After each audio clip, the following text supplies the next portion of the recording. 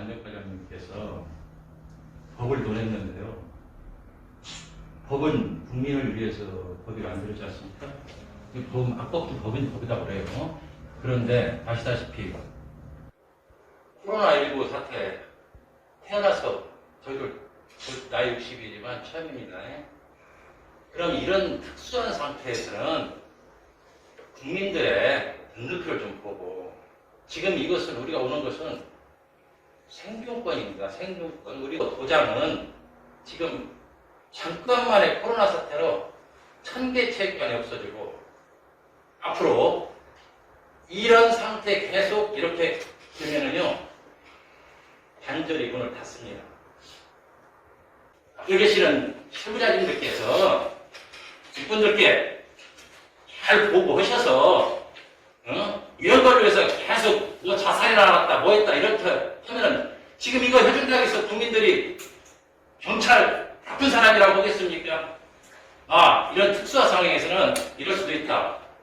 이분들이 만약에 그런 상태를 잘못된 상태를 갖고 있으면은 이 상황은 특수한 상황이다. 예? 지금 말했듯이 코로나 사태 일부러 누가 겪어봤습니까?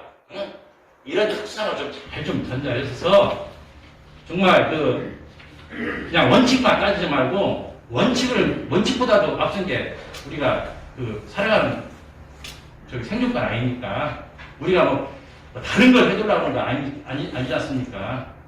좀 항복히 우리 학원연합회나 저희 대한태권도협회 같은 경우가 안전을 위해서 어떤 제도나 법규나 법을 우리가 안 지키겠다 이런 거는 과장님 전혀 아니고요. 이것이 제정하는 과정 속에서 또 이제 작년 20대였었죠? 네. 20대에서 마지막 한 일주일 전에 이것이 이동석 의원님 발의해서 이경님은 아마 아실 것 같은데 발의해서 마지막 날까지 개정안이 올라갔었어요.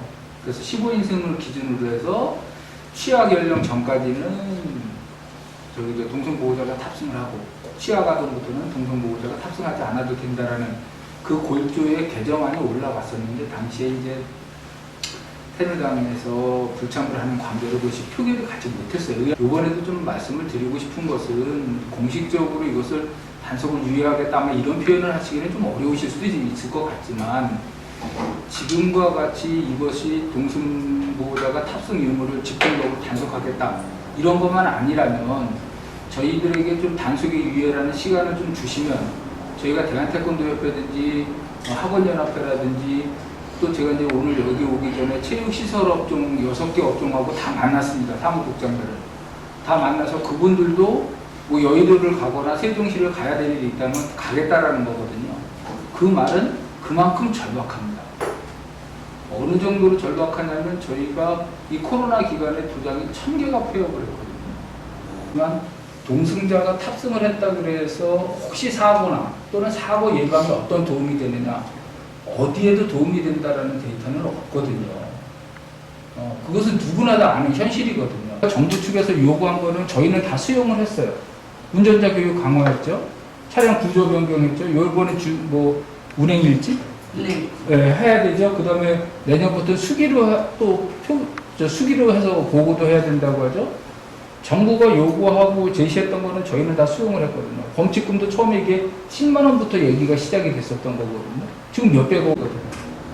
그래서 이 자리에서 정말 꼭 부탁드리고 싶은 것은 저희가 관련 법 규정을 준수하지 않겠다라는 게 아니라 그것을 준수할 준비 시간이 필요하다.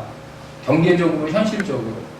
그리고 여기에 따라서 이 법의 부당함이나 이런 것들을 봤을 때 개정이 필요하니 그 개정을 위해서 우리가 국회나 안행위를 통해서 우리가 노력을 할 테니 국회에서, 경찰청에서 뭐 한 2년 정도만 좀 지금과 같이 좀 유예를 좀 해주시면 저희가 개정할 것은 개정하고 준비할 것은 준비하고 수용할 것은 수용하겠다.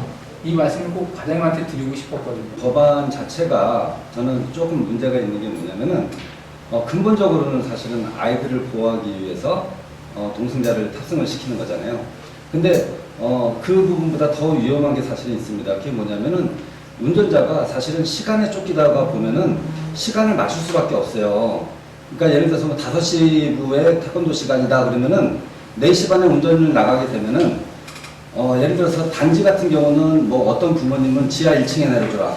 어떤 부모님은 뭐 어디에 내려줘. 저는 사실 그 부분에 있어서 건의를 사실 드리고 싶은 게 뭐냐면은 첫째로는 아파트 단지가 됐든 어떤 게 주택가가 됐든지 간에 스쿨존을 좀 만들어 주시면은 그곳에만 승하차를 해주게끔만 이런 어떤 협조가 되면은 사실은 운전자들한테 많은 도움이 될 것이다 라는 거하고 또 한 가지는 뭐냐면은 노란 차가 정차 표지판이 펴져 있을 경우에는 이 뒤에 있는 차량들이 어떻게 해야 되죠? 예, 당연히 서야 되잖아요. 근데 하지만은 현실은 전혀 그렇지 않습니다. 경찰청에서는 사실은 그 부분을 많이 단속을 해주셔야 돼요.